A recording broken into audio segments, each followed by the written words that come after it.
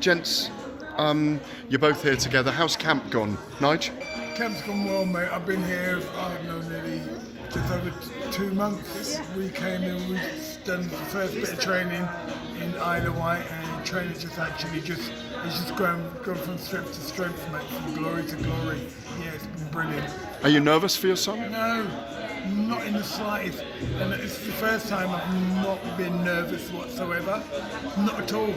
Why do you think that is? Because I've watched how he's trained, how he prepared for this camp, and watching him, to be honest with you, since I watched him spar with Felix, doing 12 hours round sparring with Felix, and like, you know, and him going for it, I'm actually relaxed. I'm not actually worried. Not at all. Not at all. Conor, let me bring you in. What has it meant to you to have Dad in the camp? It always means a lot, man. What's that? Tuna rice.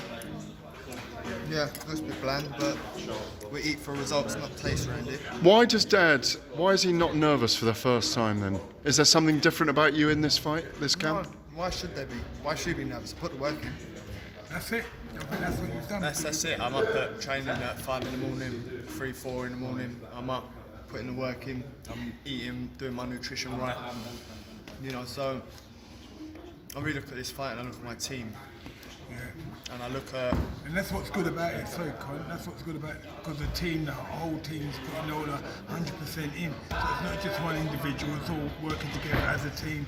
Every arena, the food, the dietary, the training, the running, the sparring, everything's Everything is alright. Everything's bang on. Yeah. You know, so we work extremely hard, man.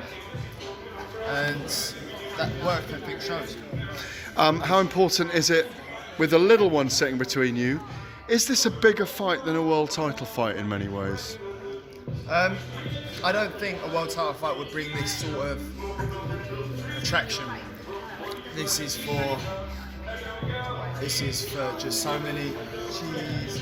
This is for so many people. This fight, you know, it's such a fascinating fight. It's a fantasy fight. So.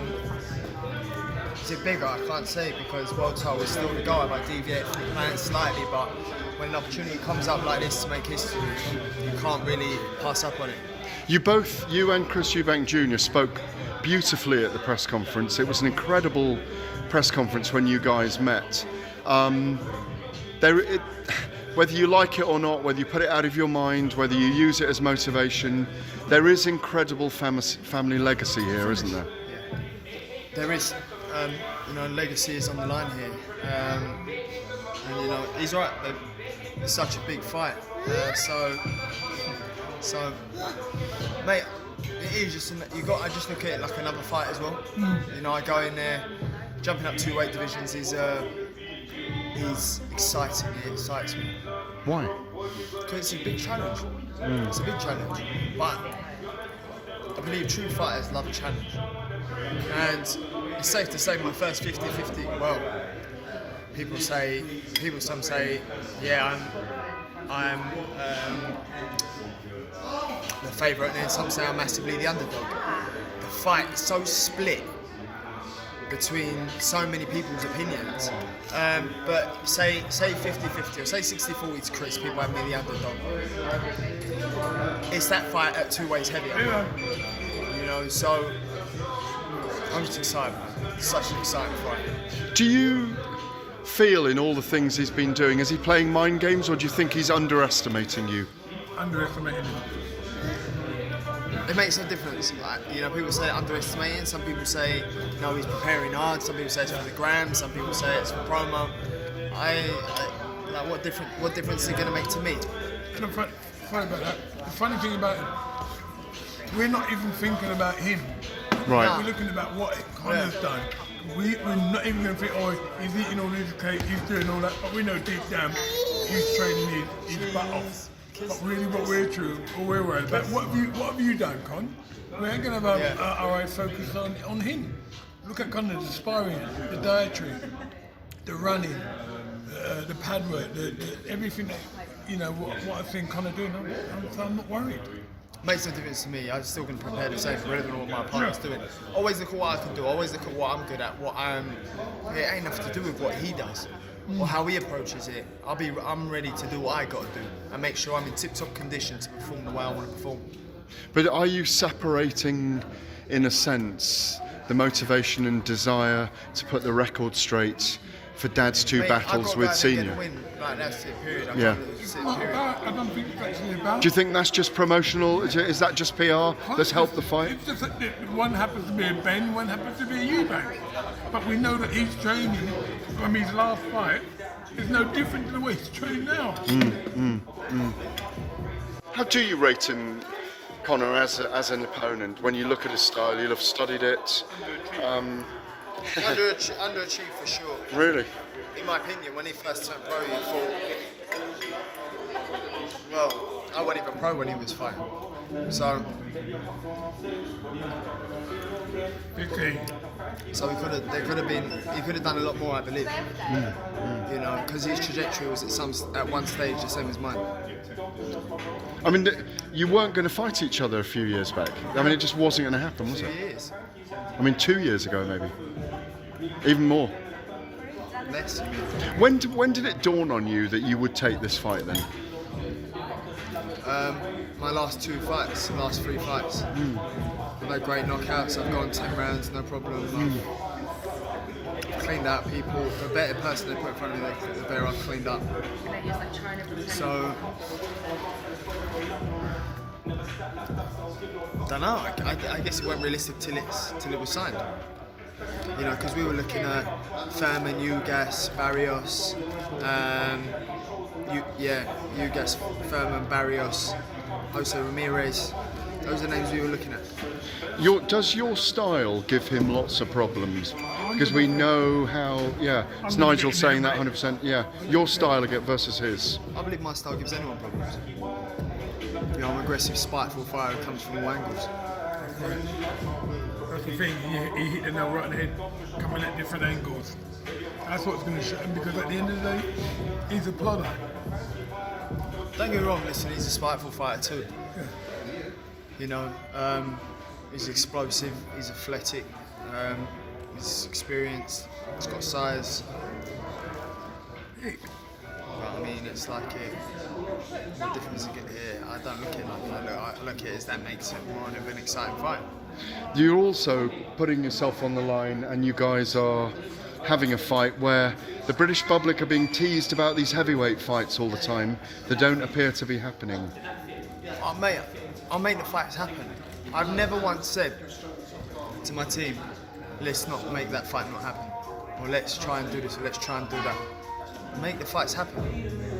I'm jumping up 2 weights here. Do you know any fighters that would do that? My current stage, they go, nah, I stick to welterweight. I'm getting paid handsomely anyway. So if people go, payday, you're cashing out, I'm getting paid lovely anyway. I've got plenty of paydays. I'm 24, 26 today, but I'm getting paid. Happy birthday. I'm getting paid lovely. I'm invested lovely. You know, so, you know, when it comes down to financials, that ain't the reason I'm taking this fight. Yeah, that's not about that.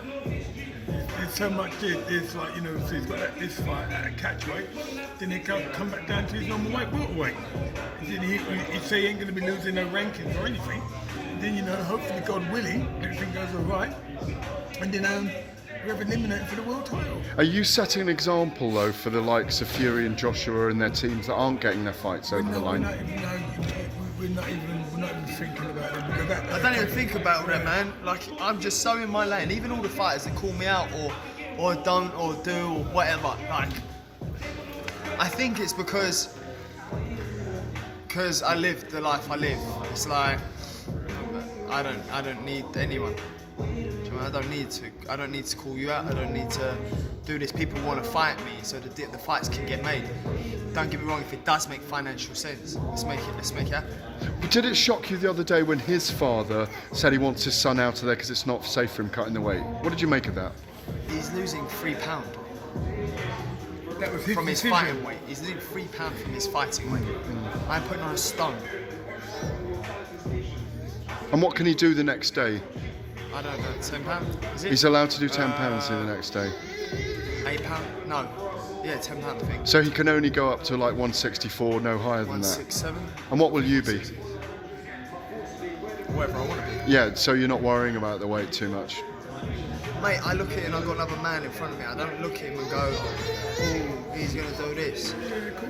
No, what's difference he going to make? You're going to understand Pacquiao win up 8 weights, Mayweather 5 weights, Canelo 4 weights. So you're going to understand it's not. I moved up He can obviously make the weight if he's eating burgers and all that like he claims he is. Yeah. And that's it. And that's it. His dad's going, oh yeah, you know, it's not healthy for my son, but his son's eating rubbish if he is. So it's like, well, they have an ununited front. They do. It is ununited. At the moment. We're so united. We've been on the same page my whole career. My team is me. I am my team. I'm a product of my team. That's key. I am a product of my team. We make decisions as a team. We train as a team. We're on daily communications every single day. Every single day. We stop while I'm out of camp. We come back and we go, let's get down to business again. And that's it. I have a united front. My whole career I've been with Tony. And I'll see my whole career out with Tony. Yeah, 100%. 100%. What a trainer. What a trainer. What a friend. You know, you know, we've got it all kind of. I used to think to myself, is Tony going to be right for Conor? You know, I think I can't see them ever parting the way that Conor excelled under Tony. It's friggin' old, mind blowing.